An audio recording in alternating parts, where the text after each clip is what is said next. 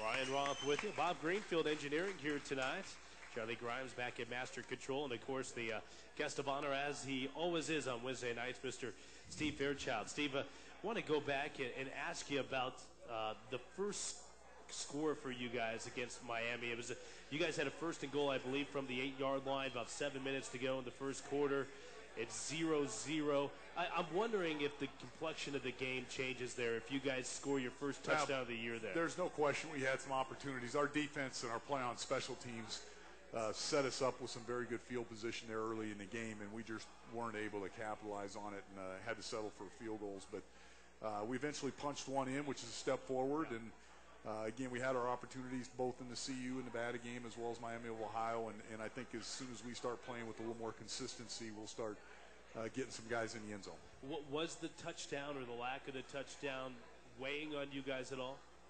Not really. I think you're caught up in the way the game's going, the flow of the game, and the calls. I mean, obviously, anytime you get the ball down there in plus 30, what you call the red zone, you need to score touchdowns. Field goals can get you beat there, and when you have the ball in that area, it's either because you put together a good drive, which we've done before, or somebody on the other side of the ball, defensively or special teams, makes a great play for you and sets you up. And those opportunities at whatever level of football you're at, they don't come as often as you need. And if you settle for field goals, you sometimes leave yourself in a bad situation. Yeah, I asked you that first question because it seems to me with a football program like yours that is young, and you got some kids out there, you've lost a couple on the road to open up the season.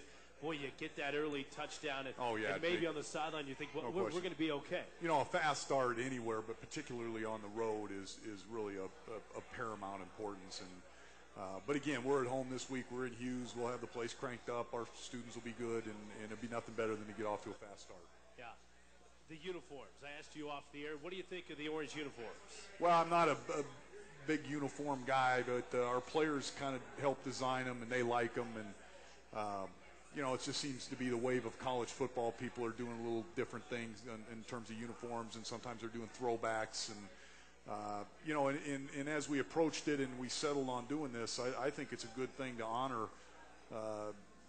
Colorado State being Colorado A&M and the land-grant university that it is, and the fact that it's Ag Day. And I know we spent some time with our football team not only speaking about it being a day to honor Kelly McGregor and talking a lot about Kelly McGregor with our football team, but also trying to inform the guys actually what Colorado State is and what A&M stands for and how the school got founded. So there is a lot of heritage with this day, and I think if we take it seriously, I think it's special. I should know this, but do the players, the freshmen, still go up and paint the A? Yeah, they do. They help haul the paint up every year and haul it back down, which I think is very, very important. And and some of these kids, they're from Florida or Texas. They're not familiar with what a land grant university is and why it started and where this university came from and so forth. So I think it's our duty not just to coach them in football, but to enlighten them a little bit about Colorado State University. Yep, again, it's the Orange Out game coming up on Saturday against Idaho. We'll talk about the Vandals in a moment. You mentioned the kind of position changes on the offensive line, Weston Richburg going from guard to center. Well, you've moved a player from defense to offense, Chris Gibson, going from linebacker to fullback this week. Yeah, I don't know where that's going other than we're going to take a look at him. We did that with Dominic in the secondary coming over to wide receiver, and then we moved him back to secondary. Sometimes with guys that aren't starting as a head football coach, I just want to make sure that, they're in the right spot to develop into somebody that can contribute.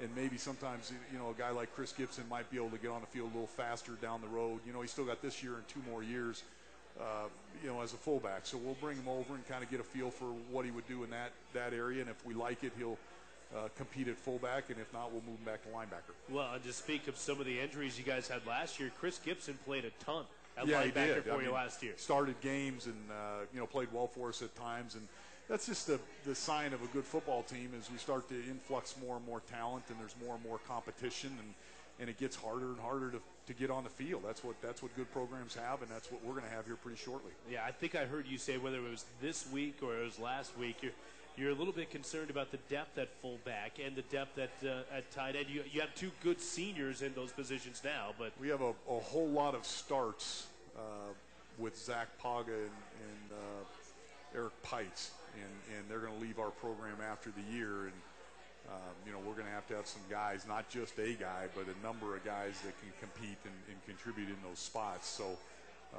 you're always looking ahead in that regard. Yeah. More to come here with the coach, Steve Fairchild, but first, this time out. It's the Coors Light Steve Fairchild Coaches Show tonight from the Beach House Grill in Old Town Fort Collins. Time out from Elliott Sports.